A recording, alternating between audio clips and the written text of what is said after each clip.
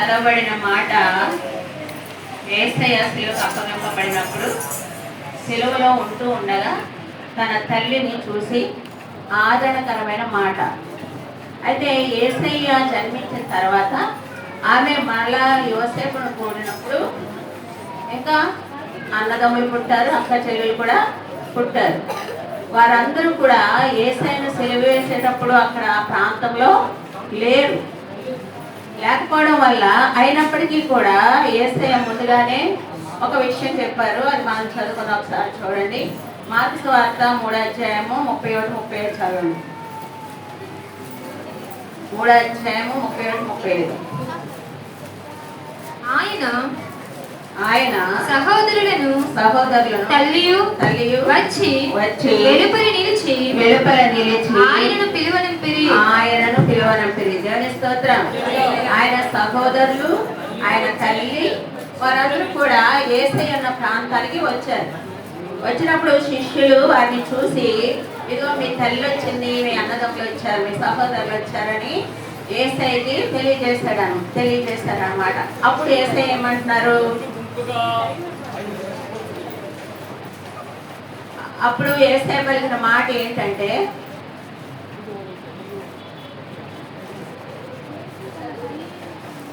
జనులు గుంపుగా ఆయన చుట్టూ కూర్చుండిరి. వారు, ఇదిగో నీ తల్లియు నీ సహోదరులను వెలుపల ఉండి నీ కోసము వెతుకుచున్నారని ఆయనతో చెప్పగా, ఆయన నా తల్లి నా సహోదరులు ఎవరని తన శిష్యులను తన చుట్టూ కూర్చున్న వారిని కలే చూచి, ఇదిగో నా తల్లియు నా సహోదరుడును, దేవుని చిత్తము చొప్పున జరిగించేవాడే నా సహోదరుడును సహోదరియు తల్లియు అని చెప్పాను. స్తోత్రం. ఎవరి చిత్తం జరిగించిన వాళ్ళు? దేవుని చిత్తం జరిగించినటువంటి వారే నా తల్లి, నా సహోదరులు, నా సహోదరి. ఎందుకంటే శరీరానుసారమైనటువంటి రక్త సంబంధికులు అంటారు కదా, వాళ్ళు దేవుని సంబంధులు కారు. ఆత్మీయమైనటువంటి సంబంధం, దేవుని చిత్తాన్ని జరిగించేవారు మాత్రమే దేవుని యొక్క తల్లి, సహోదరులు, సహోదరి.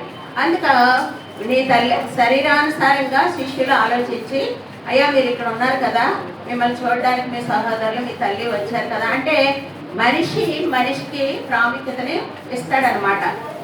అంటే మనిషి యొక్క స్వభావాన్ని, ఆంతర్యాన్ని చూడరు కానీ మనిషి యొక్క వారికి ఉన్నటువంటి సంబంధాన్ని బట్టి, వారికి ఉన్నటువంటి విధానాన్ని బట్టి మనుషులు ఆలోచిస్తూ ఉంటారు.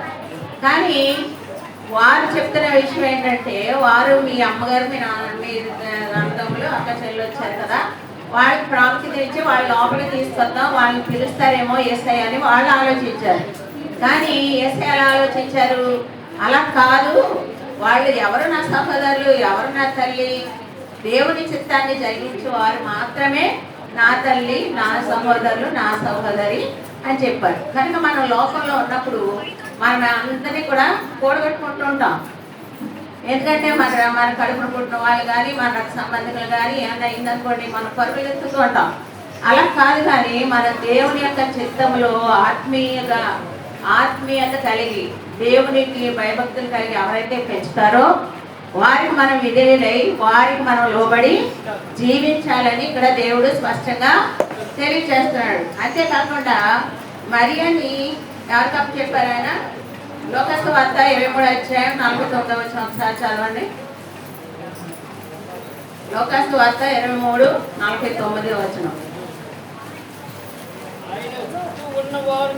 ఆయనకు నెలవైన వారందరూ నుండి ఆయనను వెంబడించిన స్త్రీలను దూరముగా నిలుచుండి వీటిని చూచుచుండిరి. వేటిని చూస్తున్నారు? ఆయనకు నెలవైన వారందరూ కూడా యేసయ్యను సిలువ వేస్తున్న విషయాలని కూడా అంటే వారిని పరిశీలన చేస్తున్నారు.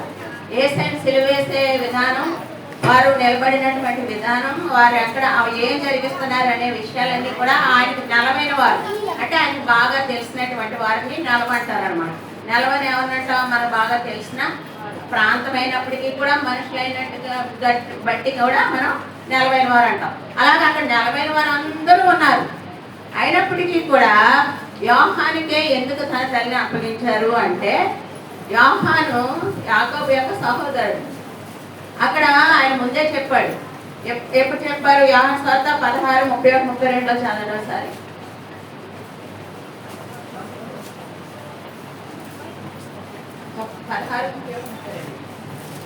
యేసు వారిని చూచి మీరిప్పుడు నమ్ముచున్నారా? ఇదిగో మీలో ప్రతి వాడును ఎవరి ఇంటికి వాడు చెదిరిపోయి నన్ను ఒంటరిగా విడిచిపెట్టు గడియ వచ్చుచున్నది.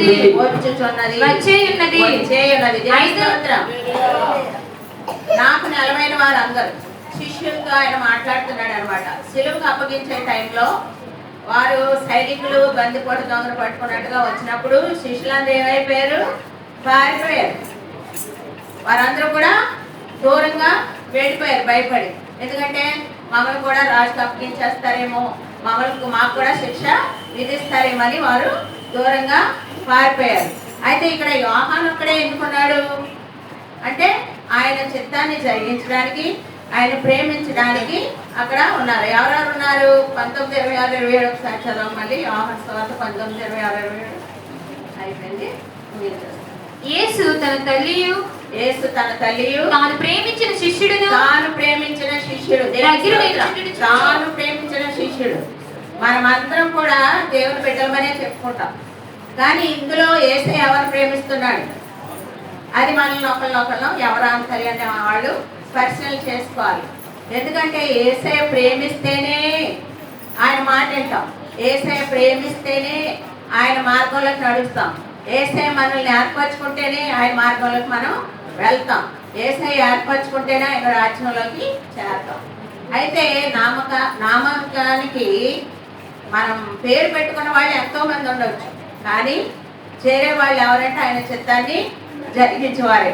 అయితే అక్కడైతే ఎవరు నా తల్లి, ఎవరు నా సహోదరులు అని అడిగారు. ఇక్కడైతే తాను ప్రేమించినటువంటి యోహాను చూసి ఇదిగో నీ తల్లి అని చదవం ఒకసారి. ఇదిగో నీ తల్లి అని యోహానికి అప్పగిస్తున్నాడు మరియమ్మని. ఎందుకమ్మా? అమ్మ ఇదిగో నీ కుమారుడు అని తన తల్లితో చెప్పాను. తరువాత శిష్యుని చూసి ఇదిగో నీ తల్లి అని చెప్పాను. ఇదిగో నీ తల్లి, ఇదిగో నీ కుమారుడు. అంటే వాడికి ఆమెకి తనకి కూడా ఏ సంబంధం కూడా లేదు. అయినప్పటికీ రక్త సంబంధం లేదు, చుట్టరికం లేదు, ఏమీ లేదు. అయినా ఎందుకు అప్పగించారంటే మరియా దేవుని యొక్క చిత్తాన్ని జరిగించింది, దేవుని యొక్క చిత్తానికి లోబడింది. ఎందుకు లోబడింది? ఒకసారి చూడండి, లోకసువార్త 2:38. లోకసువార్త 2:38.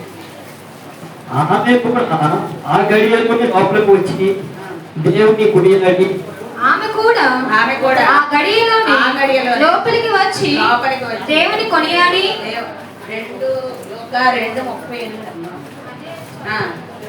ఆమె కూడా మరియా దేవుని మాటకి చూడు.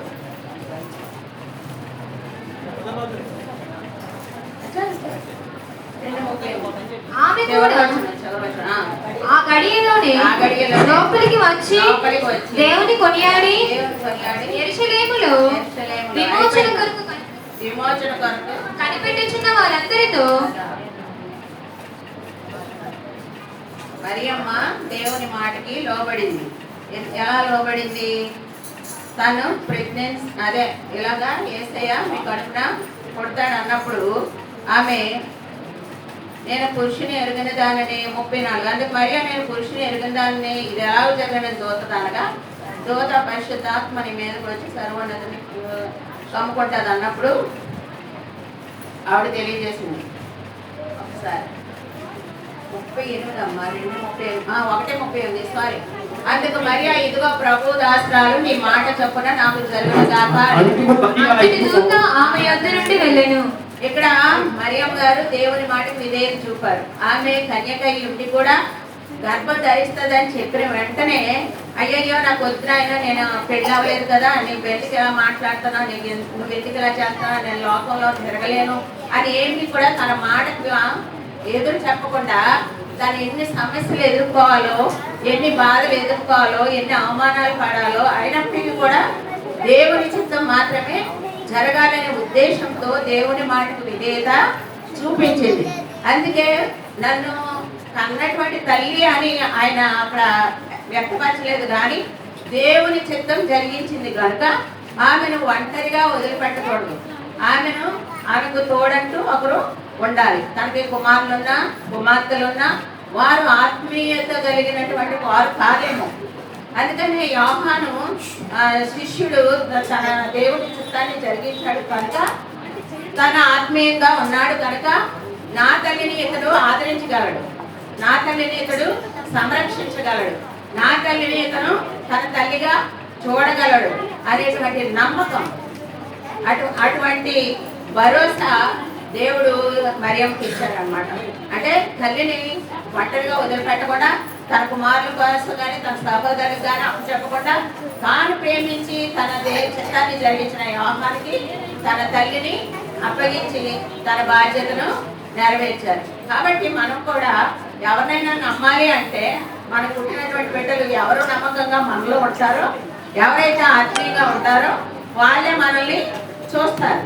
బయట వాళ్ళైనా ఇంట్లో వాళ్ళైనా దేవుని ఎందుకు భయభక్తులు కలిగి దేవుని చిత్తాన్ని తలవొక్కిన వారినే మనం నమ్మాలి. కాబట్టి యేసయ్య యోహాన్ని నమ్మారు.